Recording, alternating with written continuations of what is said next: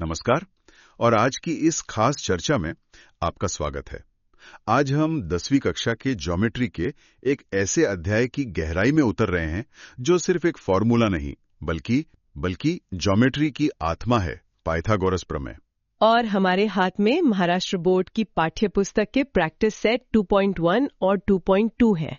लेकिन हमारा मिशन सिर्फ इन सवालों को हल करना नहीं है। हम एक यात्रा पर निकल रहे हैं।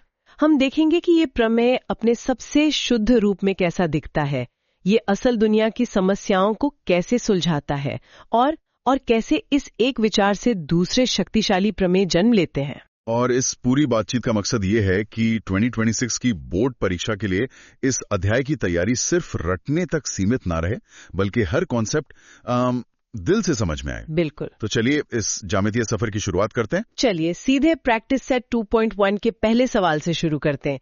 यहाँ हमें कुछ संख्याओं के समूह दिए गए हैं, जैसे 3, 5, 4 या 4, 9, 12, और हमें पहचानना है कि इनमें से कौन पाइथागोरियन ट्रिपलेट है। ये सुनने में तो आसान लगता है, पर ये असल में प्रमेय की नींव को परख रहा है। बिल्कुल।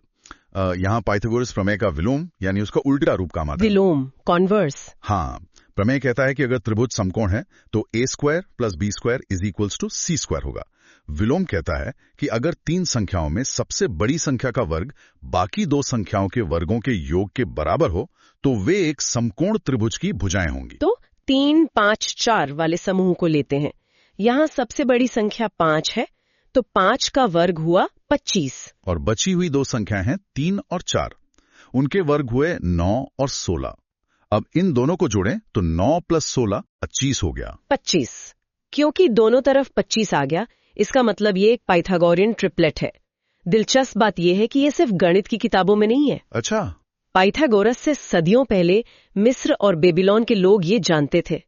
वे एक रस्सी पर 12 बराबर गांठें बांधकर उसे 3, 4 और 5 की लंबाई में मोड़कर एक सटीक 90 डिग्री का कोण बनाते थे। वाह। ताकि वे अपने पिरामिड और इमारतें बना सकें। मतलब ये सिर्फ एक फॉर्मूला नहीं बल्कि एक प्राचीन इंजीनियरिंग टूल है। तो फिर 4, 9, 12 वाले समूह में 12 का वर्ग है 144। हाँ। और 4 का वर्ग 16, 9 का वर्ग 81। 16 और 81 का जोड़ तो 97 होता है। ये बराबर नहीं है। सही पकड़ा। 144 और 97 बराबर नहीं है, इसलिए ये ट्रिपलेट नहीं है। ये पहला सवाल असल में गेटवे है, ये पक्का करने के लिए कि हम आगे की यात्रा के लिए तैयार हैं या नहीं। ठीक है। तो ये प्रमेय संख्याओं के बीच एक खास रिश्ते के बारे में है, पर ये असल दुनिया की चीजों पर कैसे लागू होता है? प्रैक्टिस सेट 2.1 में एक सीढ़ी वाला सवाल है, प्रश्न 10, जो हमेशा थोड़ा कंफ्यूजिंग लगता है। हाँ, और बोर्ड परीक्षाओं को ऐसे सवाल बहुत पसंद है, क्योंकि वे रटने की जगह आपकी कल्पना और विजुअलाइजेशन को परखते हैं। सवाल ये है कि एक 5.8 मीटर लंबी सीढ़ी को जब सड़क के एक तरफ की इमारत से टिकाते हैं तो वो 4 मीटर ऊंची खिड़की तक पहुंचती है, और जब उसे दूसरी तरफ की इमारत से टिका तो वो 4.2 मीटर ऊंची खिड़की तक पहुंचती है। हमें सड़क की चौड़ाई निकालनी है। हाँ, यहाँ सबसे आम गलती ये होती है कि समझ नहीं आता कि समकोण त्रिभुज कहाँ बन रहा है। सीढ़ी की लंबाई क्या है, आधार, लंब या कर्ण? यही तो इस सवाल का मर्म है।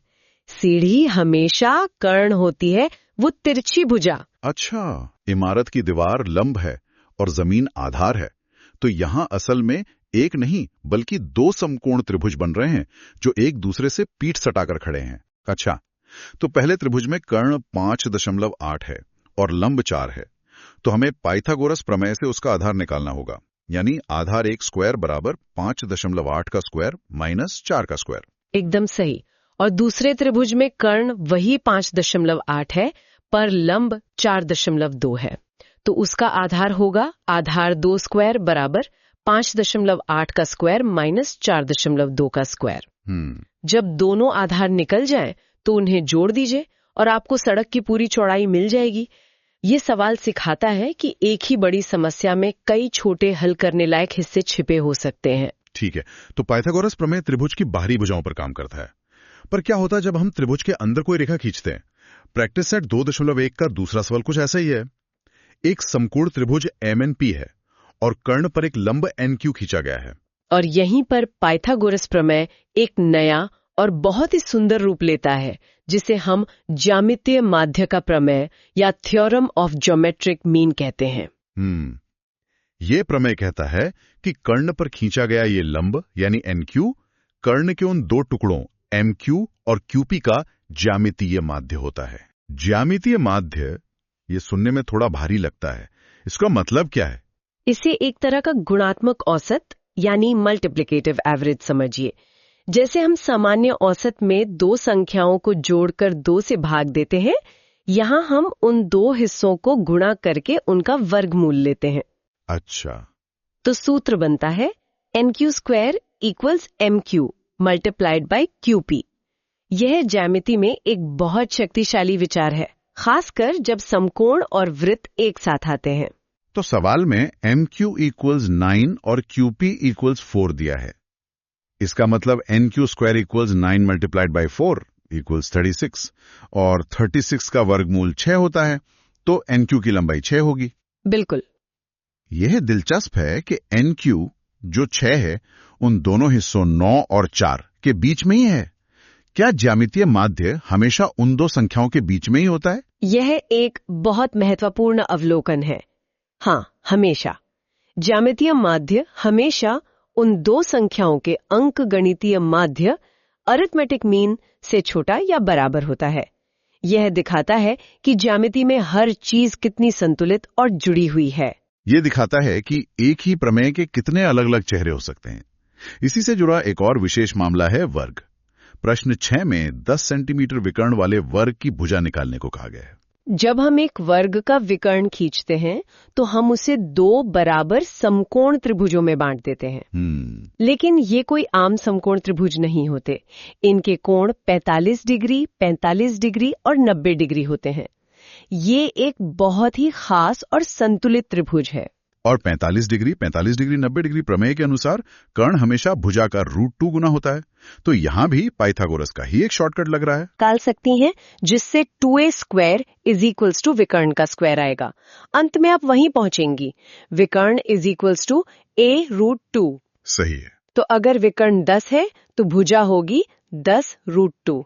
ये शॉर्टकट समय बचाता है और दिखाता है कि कैसे सामान्य नियम विशेष परिस्थितियों में और भी सरल हो जाते हैं। इसका इस्तेमाल आर्किटेक्चर से लेकर कंप्यूटर ग्राफिक्स तक में होता है। ठीक है, अब तक हमने जो भी बात की उसमें एक चीज कॉमन थी, 90 डिग्री का कोण। लेकिन दुनिया के ज्यादातर त्रिभुज समकोण नहीं होते, तो क्या उन पर पाइथागोरस प्रमेय लागू नहीं होता? क्या वो वहीं खत्म हो जाता है? ये एक बेहतरीन सवाल है और इसका जवाब है नहीं। पाइथागोरस प्रमेय खत्म नहीं होता, बल्कि और भी विकसित रूप ले लेता है। प्रैक्टिस सेट 2.2 इसी के बारे में है। यहाँ हम मिलते हैं अपोलोनियस प्रमेय से। एक मिनट, प्रश्न 1 को देखते हैं। त्रिभुज PQR में PS एक माध्यिका मतलब मीडियन है। यहाँ तो कहीं समकोण त्रिभुज दिख ही नहीं रहा, तो यहाँ पाइथागोरस कैसे लगेगा? या हमें किसी नए टूल की जरूरत पड़ेगी? हमें एक नए और ज्यादा शक्तिशाली टूल की जरूरत पड़ेगी, जो पाइथागोरस की ही आत्मा से जन्मा है। अच्छा। अपोलोनियस का प्रमेय बहुत खूबसूरत है, क्योंकि ये किसी भी त्रिभुज की भुजाओं और उसकी माध्यिका के बीच एक सीधा रिश्ता जोड़ता है। ये ज्यामिति के बाहरी और भीतरी ढांचे को एक ही समीकरण में बांध देता है। और वो समीकरण क्या है? अगर त्रिभुज PQR में PS माध्यिका है तो PQ² + PR² = 2PS² + 2QS²। ये किसी भी त्रिभुज के लिए काम करता है, चाहे वो समकोण हो या न हो। ये पाइथागोरस का एक जनरलाइज्ड रूप है। चलिए इसे प्रश्न 4 पर लगाकर देखते हैं। त्रिभुज ABC में AB² + AC² = 290 दिया है और माध्यिका AM = 8 है। हमें BC की लंबाई निकालनी है। ठीक है, तो सूत्र है AB² + AC² = 2AM² + 2BM²। हम मान रखते हैं 290 = 282 + 2BM²। 8 का वर्ग 66, तो 282 हुआ 128। तो 290 = 128 + 2BM²। अब 290 में से 128 घटाने पर 162 बचेगा, तो 162 = 2BM², जिसका मतलब है BM² = 81। तो BM की लंबाई 9 हो गई। हाँ, और यहीं पर छात्र अक्सर एक गलती कर देते हैं। वो उत्तर 9 लिखकर छोड़ आते हैं। ओहो। लेकिन सवाल में BC पूछा गया है और M तो मध्य बिंदु है, इसलिए BC is equal to 2 into BM यानी 18 सेंटीमीटर। ये 3 अंकों का एक बेहतरीन सवाल है क्योंकि ये सूत्र के ज्ञान के साथ साथ आपकी सावधानी भी परखता है। हमने अब तक संख्याओं की गणना की, ये फॉर्मूले लगाए, लेकिन अब इस अध्याय के अंतिम और सबसे चुनौतीपूर्ण हिस्से पर आते हैं। एक प्रमाण, प्रैक्टिस सेट 2.2 का प्रश्न 5, जो एक आयत के अंदर एक बिंदु T के बारे में है और हमें साबित करना है TS square plus TQ square is equal to TP square plus TR square. ईमानदारी से कहूं तो ये समीकरण देखकर बिल्कुल समझ नहीं आ रहा कि इसकी शुरुआत कहां से करें। और यही इन सवालों की खासियत है। ये वो सवाल है जिसे हम दिमाग घुमाने वाला या HOTS higher order thinking skill सवाल कहते हैं। हाँ, ये सिर्फ फॉर्मूला लगाने के बारे में नहीं है, ये आपकी रचनात्मक सोच को परखता है। मुझे याद है कि इस तरह की प्रमाण वाले सवाल छात्रों को सबसे ज्यादा डराते हैं। वे इसे रटने की कोशिश करते हैं। सही बात है। लेकिन इसका राज रटना नहीं, बल्कि उस एक छोटी सी रचना या कंस्ट्रक्शन को समझना है। सवाल में एक संकेत दिया है, T से होकर SR के समानांतर एक रेखा AB खींचिए। ये एक छोटी सी लाइन खींचने से क्या जादू हो जाएगा? यह एक जादू की छड़ी की तरह है जो पूरे सवाल को खोल देती है। जैसे ही आप ये रेखा खींचते हैं, वो बड़ा सा आयत जिसमें कोई समकोण त्रिभुज नहीं दिख रहा था, अचानक कई छोटे छोटे समकोण त्रिभुजों में बंट जाता है। अच्छा। TPA, TQB, TSC वगैरह। अब हमारे पास एक ऐसा औजार है जिसका इस्तेमाल हम जानते हैं, पाइथागोरस प्रमेय। अच्छा, तो हम समीकरण के लेफ्ट हैंड साइड और राइट हैंड साइड पर अलग अलग पाइथागोरस प्रमेय लगाएंगे। बिल्कुल, आप हर हिस्से के लिए प्रमेय लगाएंगी और फिर आयत के गुणों का इस्तेमाल करेंगी। जैसे आयत में आमने सामने की भुजाएं बराबर होती हैं, तो कुछ पद अपने आप कट जाएंगे या बराबर हो जाएंगे। अंत में आप पाएंगी कि दोनों पक्ष बराबर हैं। वाह! यह प्रमाण सिर्फ एक सवाल नहीं है, यह एक कहानी है कि कैसे एक जटिल समस्या को सही औजार और एक रचनात्मक कदम से सरल बनाया जा सकता है। यह असल में दिखाता है कि बिंदु T से दो विपरीत कोणों की दूरियों के वर्गों का योग बाकी दो विपरीत कोणों की दूरियों के वर्गों के बराबर है। तो इस पूरी चर्चा के बाद अगर हमें 2026 की बोर्ड परीक्षा के लिए कुछ मुख्य बातें निकालनी हो तो वो क्या होंगी? सबसे पहले तो 4 स्तंभों को मजबूत करना होगा। 1, पाइथागोरस प्रमेय और उसका विलोम, ये नींव है। 2, ज्यामितीय माध्य का प्रमेय, ये दिखाता है कि प्रमेय त्रिभुज के अंदर कैसे काम करता है। सही है। 3, 30 डिग्री, 60 डिग्री, 90 डिग्री और 45 डिग्री, 45 डिग्री, 90 डिग्री त्रिभुज प्रमेय, ये आपके समय बचाने वाले शॉर्टकट हैं। और चौथा, अपोलोनियस का प्रमेय, जो आपको समकोण त्रिभुजों की दुनिया से बाहर ले जाता है। और अगर हम सबसे महत्वपूर्ण प्रश्न प्रकारों की बात करें, प्रैक्टिस सेट 2.1 से ज्यामितीय माध्य वाला प्रश्न, प्रश्न 2 और सीढ़ी जैसा व्यावहारिक अनुप्रयोग वाला प्रश्न, प्रश्न 10 बहुत जरूरी हैं। ओके। ये आपकी अवधारणा की समझ को परखते हैं। प्रैक्टिस सेट 2.2 से अपोलोनियस प्रमेय पर आधारित गणना वाला प्रश्न, प्रश्न 4 जरूर अभ्यास करना चाहिए। और जो छात्र पूरे अंक लाना चाहते हैं, उनके लिए आयत के अंदर बिंदु वाला प्रमाण, प्रश्न 5 एक आदर्श हॉट्स प्रश्न है। तो पाइथागोरस प्रमेय सिर्फ a square plus b square बराबर c स्क्वायर से कहीं ज्यादा है। ये एक फाउंडेशनल आइडिया है जिससे ज्यामिति के कई शक्तिशाली विचार निकलते हैं। उम्मीद है कि इस चर्चा से इन प्रैक्टिस सेट्स को हल करने में एक नया नजरिया मिला होगा। बिल्कुल। मेरी आखिरी सलाह यही होगी कि हर सवाल में सही समकोण त्रिभुज या सही प्रमेय की पहचान करें। अगर ये पहचान सही है तो आधा सवाल वहीं हल हो जाता है। सूत्रों को रटे नहीं, ये समझें कि वे आकृतियों के बारे में क्या कहानी बताते हैं। और जाते जाते एक विचार, हमने देखा कि अपोलोनियस का प्रमेय एक त्रिभुज की भुजाओं को उसकी माध्यिका मीडियन से जोड़ता है, जो एक कोने को सामने वाली भुजा के मध्य बिंदु से मिलाती है। क्या ऐसा कोई संबंध हो सकता है जो भुजाओं को त्रिभुज के लंब यानी एल्टीट्यूड से जोड़ता हो, जो एक कोने से सामने वाली भुजा पर 90 डिग्री का कोण बनाता है? ये सोचने और खोजने के लिए एक दिलचस्प सवाल हो सकता है।